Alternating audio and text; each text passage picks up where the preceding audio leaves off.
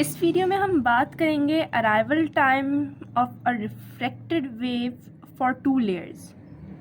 हमने क्या किया, हमने 2 लेयर्स कंसिडर की, लेयर 1 एंड लेयर 2, और हमने कहा कि हमारे पास एक रिफ्रैक्टेड रे है जो कि इस पॉइंट से निकल रही है, एमिट हो रही है और इस पॉइंट बी पर आके टकरा रही है। फिर वो इधर से हेड वेव बना रही है और वापस जा रही है पॉइंट डी पर, यानी कि जियोफोन या फिर रिसीवर में। तो हमने इस रे का अराइवल टाइम निकालना है कि वो कितनी देर में जो है ये डिस्टेंस जो है वो कवर कर रही है। और दूसरा हम एक काम ये करेंगे कि हम ये डेप्थ ऑफ इंटरफेस 2 लेयर्स के दरमियान का जो डिस्टेंस है वो किस तरह निकालेंगे वो देखेंगे। इस डायग्राम की अगर बात की जाए तो हमारे पास जो है v1 जो है वो फर्स्ट लेयर की वेलोसिटी है, जबकि v2 जो है वो सेकंड लेयर की वेलोसिटी है। और v1 की जो डेप्थ है उसको हमने रिप्रेजेंट किया है z0 से, और x जो है वो हमारे पास ऑफसेट डिस्टेंस है, यानी वो पॉइंट जहाँ से हमारी रे निकली है, इमिट हुई है, उधर से लेकर उस पॉइंट तक का डिस्टेंस जहाँ पर हमारी रे रिसीव हुई है।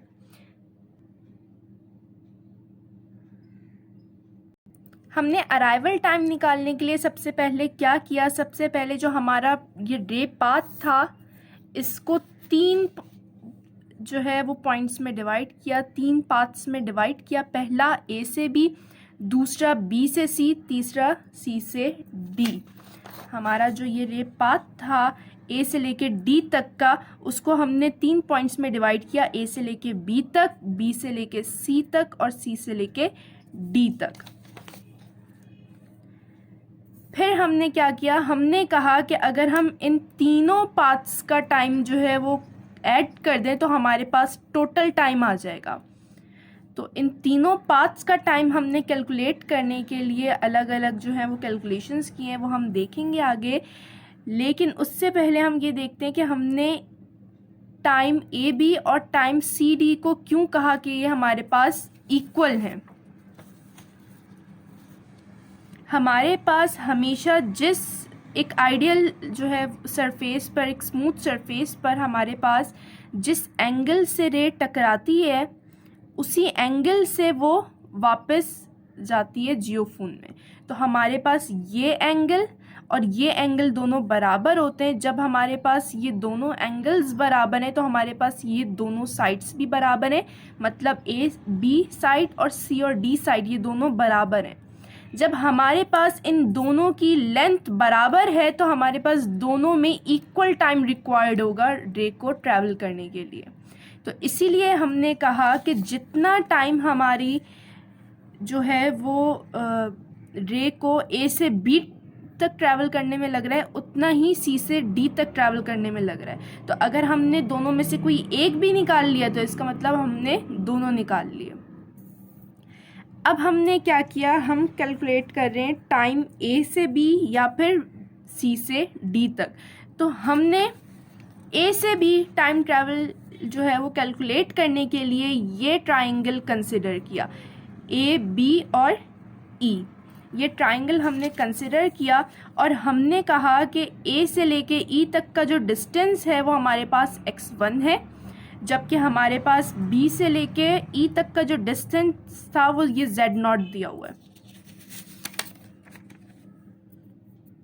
तो हमने ट्राइंगल कंसिडर किया, इस पे cos थीटा का फॉर्मूला लगाया, बेस अपॉन हाइपोटेन्यूज बेस रखी, हाइपोटेन्यूज रखी, बेस हमारे पास Z0 थी, हाइपोटेन्यूज हमने AB के बराबर कंसिडर की थी। तो हमारे पास इधर से AB का जो डिस्टेंस है वो निकल कर आया Z0 upon cos incident critical angle. हमने ये ए बी डिस्टेंस निकाला क्यों, क्योंकि हम जानते हैं कि डिस्टेंस बराबर होता है वेलोसिटी इनटू टाइम के। तो इधर से हमने टाइम का फॉर्मूला ड्राइव किया, टाइम बराबर है डिस्टेंस अपॉन वेलोसिटी के।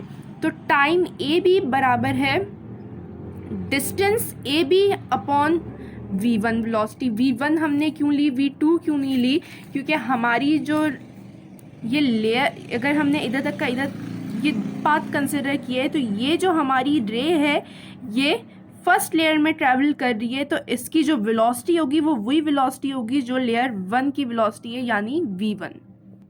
तो अब हमने क्या किया, टाइम ए बी कैलकुलेट करने के लिए ए बी की जगह ए बी की वैल्यू रख दी, जो कि हमारे पास आई थी z0 अपॉन कॉस थीटा, और डिवाइड करा दिया उसको वेलोसिटी से। तो जब हमने इसको रीअरेंज किया तो हमारे पास ये टाइम निकल कर आया, और हम जानते हैं हमारे पास टाइम ए बी बराबर होगा टाइम सी डी के, तो हमारे पास ये दोनों टाइम निकल कर आ गए। अब हमने निकालना है टाइम बी सी। तो हमने क्या किया, हमने कहा कि ये जो फिगर हमें दी हुई है, जो मैंने आपको पहले दिखाई, उससे हमें एक बात क्लियर हो रही थी कि हमारे पास बी सी जो डिस्टेंस है वो बराबर है x minus x1 plus x2। किस तरह,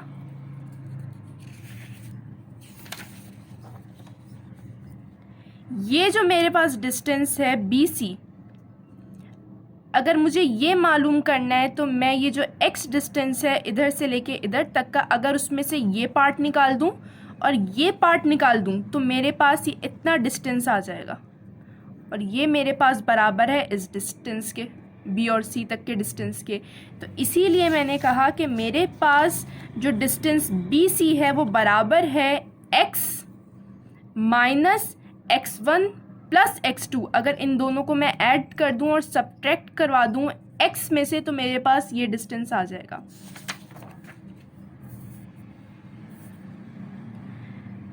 तो x1 और x2 की वैल्यू निकालने के लिए मैंने क्या किया, मैंने triangle A B E consider किया,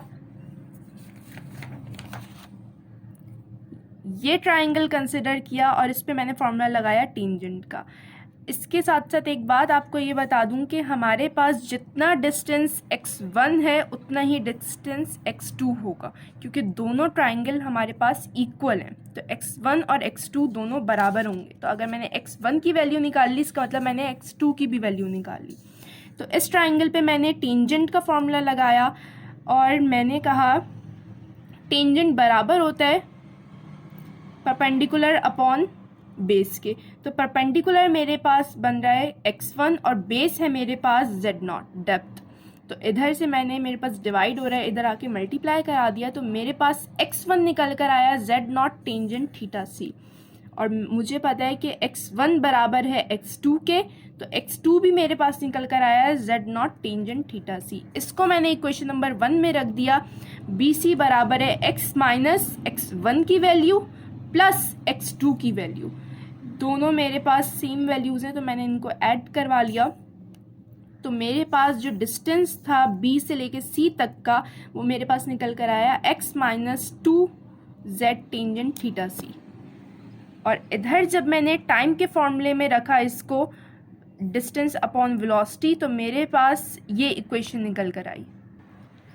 अब मैं अपना टाइम निकाल सकती हूँ ए से लेके डी तक का। क्यों? क्योंकि मुझे ए से लेके बी तक का भी टाइम पता है, बी से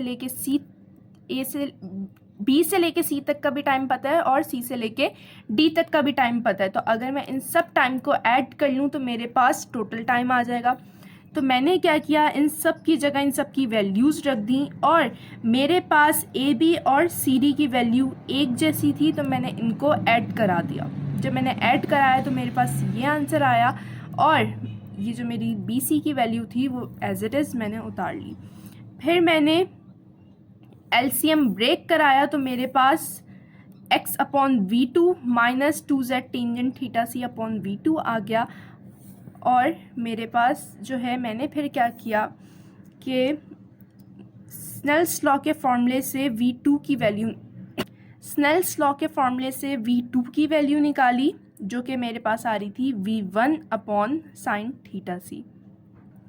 फिर मैंने v2 की वैल्यू को अपने इस फॉर्मूले में रखा इधर, तो मेरे पास कुछ ये इक्वेशन निकल कर आई।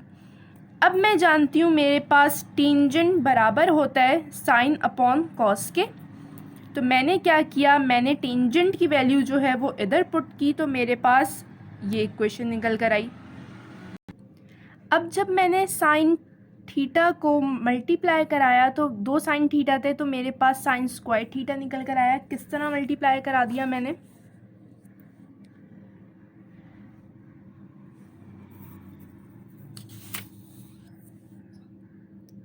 ये मेरे पास साइन थीटा सी है, ये भी मेरे पास साइन थीटा सी है, ये इसके डिनोमिनेटर में है और इसका डिनोमिनेटर ये है। तो इस तरह याद रखते हैं हम लोग कि दुश्मन का दुश्मन दोस्त होता है, तो इसका मतलब ये दोनों मल्टीप्लाई होंगे। तो जब हमने इनको मल्टीप्लाई करवाया तो हमारे पास ये इक्वेशन निकल कर आई साइन स्क्वायर थीटा सी। फिर मैंने क्या किया, मैंने इसको अरेंज किया और ये साइड मैं इधर ले गई, इस साइड को मैं इधर ले आई, तो मेरे पास ये दो वैल्यूज़ जो हैं वो 7 हो गई। और मैंने इनको 7 किया क्यों, क्योंकि मैंने देख रही थी कि इनमें बहुत सारी चीज़ें कॉमन आ रही हैं, तो मैंने इनमें से 2z0/v1 cos थीटा ये दोनों में कॉमन था, तो मैंने ये बाहर निकाल लिया और अंदर मेरे पास बचा, इधर मैंने सब कुछ इस एक्सप्रेशन में से सब कुछ निकाल लिया, तो इधर 1 बचा माइनस इधर बचा मेरे पास साइन स्क्वायर थीटा सी।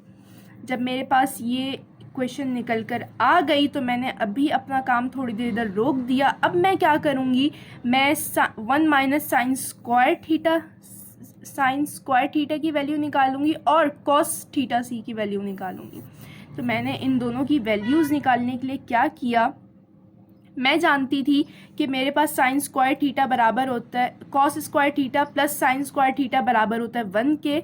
तो मैंने इधर से 1 जो साइन स्क्वायर थीटा था वो मेरे पास प्लस हो रहा था, इधर ले जाके माइनस करा दिया, तो मेरे पास 1 माइनस साइन स्क्वायर थीटा की वैल्यू आ गई कॉस स्क्वायर थीटा।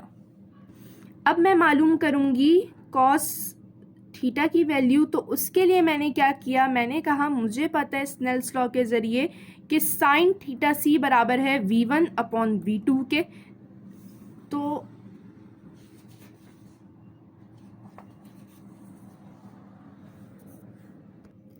अब मैंने क्या किया, जो मेरे पास कॉस स्क्वायर थीटा सी की वैल्यू निकल कर आई थी उसके अंदर मैंने साइन की वैल्यू रख दी।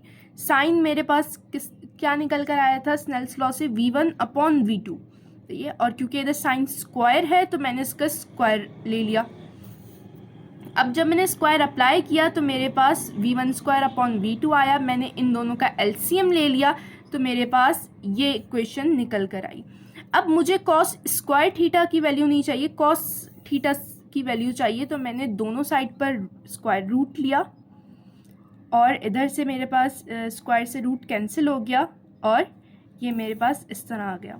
फिर मैंने क्या किया, मैंने कहा कि ये दोनों ऊपर और नीचे में अलग अलग स्क्वायर रूट अप्लाई कर सकती हूँ, तो मैंने अलग अलग स्क्वायर रूट अप्लाई किया और इसके स्क्वायर को इसके रूट से कैंसिल कर दिया, तो मेरे पास जो वैल्यू निकल कर आई वो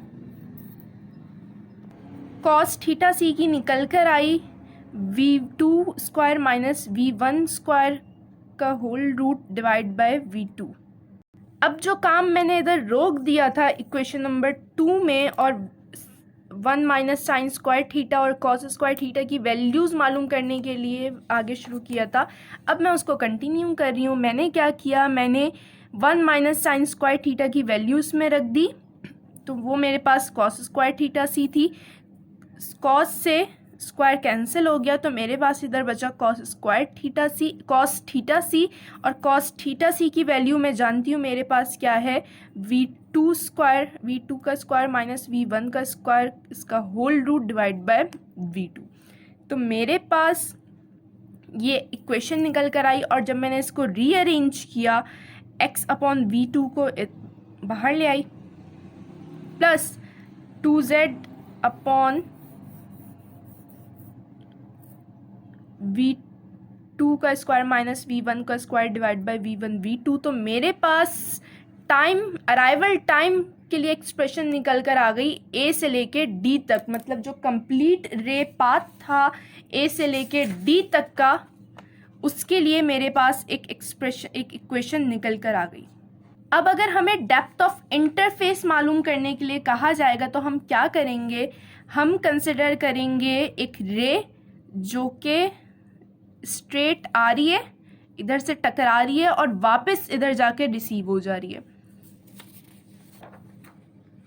हमने क्या किया, हमने एक रे कंसिडर की जो कि आ रही है से सोर्स से निकल रही है और स्ट्रेट आ रही है और टकरा रही है, ऊपर जाके रिसीव हो जा रही है।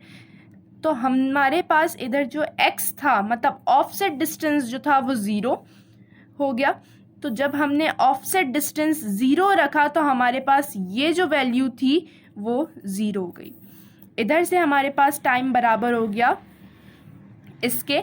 तो हमने इधर जब रीअरेंज किया इसको z, क्योंकि हमें z चाहिए असल में, डेप्थ ऑफ इंटरफेस, तो जब हमने डेप्थ ऑफ इंटरफेस के लिए इस इक्वेशन को रीअरेंज किया तो हमारे पास ये वैल्यू निकल कर आई।